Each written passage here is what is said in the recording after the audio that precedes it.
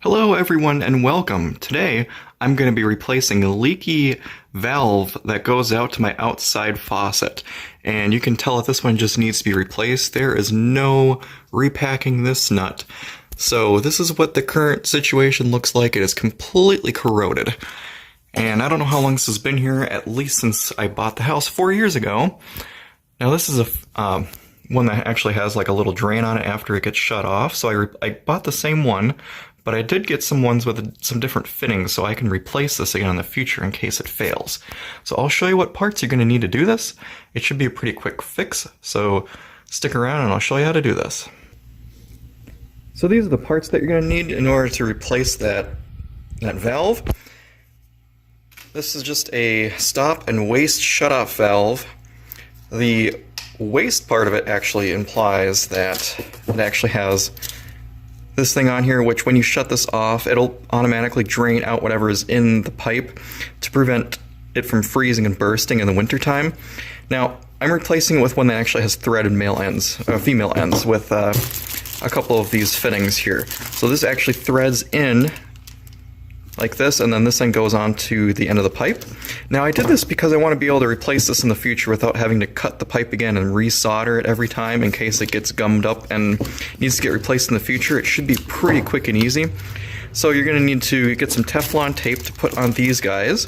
You're going to need a wrench and a torch if you're going to be doing some soldering if you don't already have one, and in order to do that you're going to need some solder and some flux.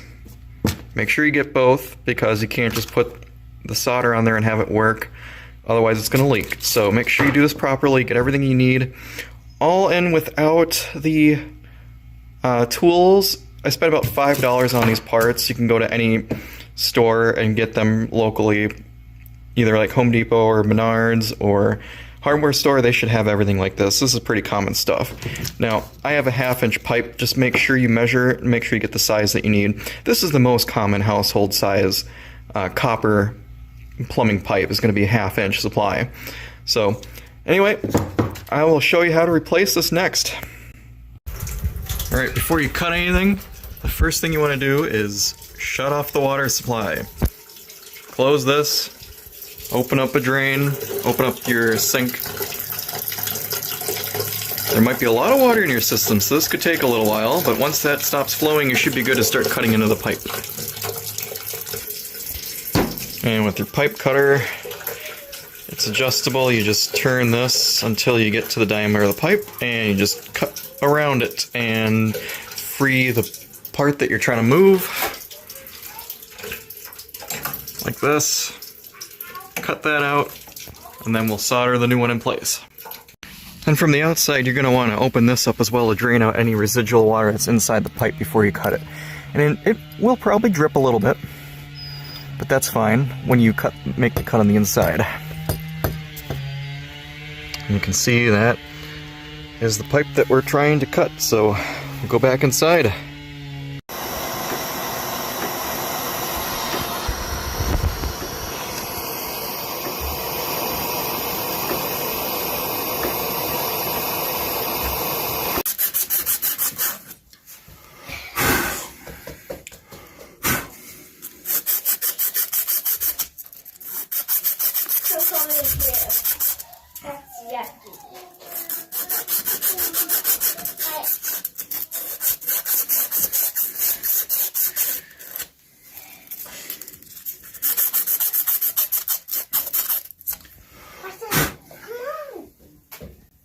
So the next thing you want to do is get that flux out and wrap it around the entire length of the pipe where you're going to make the joint.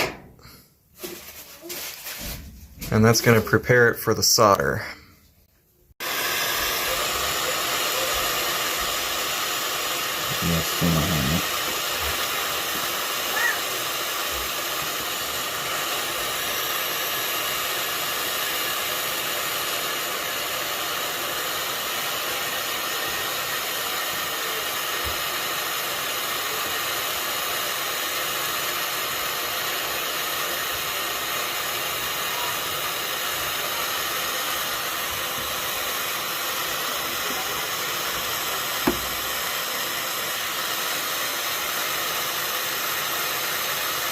I can see it melting the flux on the compression fitting next to it. Try it now. Touch a little bit on there. It's smoking pretty good. There's a nice bead. Okay, let's see the other side. You want me to get this flame out of here?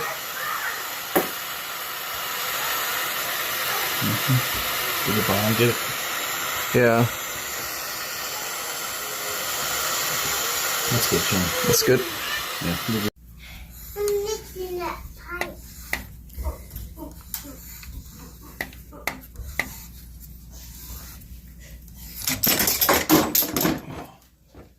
And there it is cut.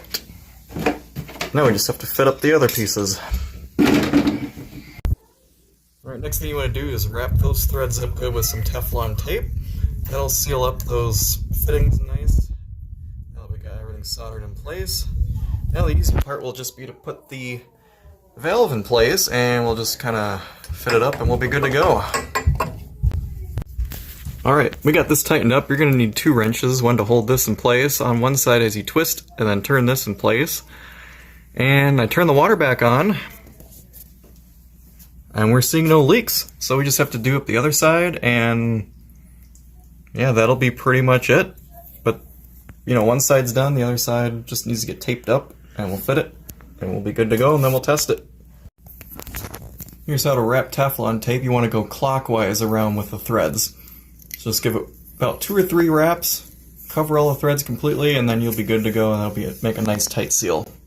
Alright, I got a buddy on the inside here who's holding the pipe in place, and we're just going to tighten it from the outside and twist it on from the inside. Alright, everything's put back together. Nice big globs of solder on there. There's a tiny, tiny little leak coming off this compression fitting, but that's an old compression fitting that might need to be replaced eventually as well, but otherwise got the water turned on and we're good to go.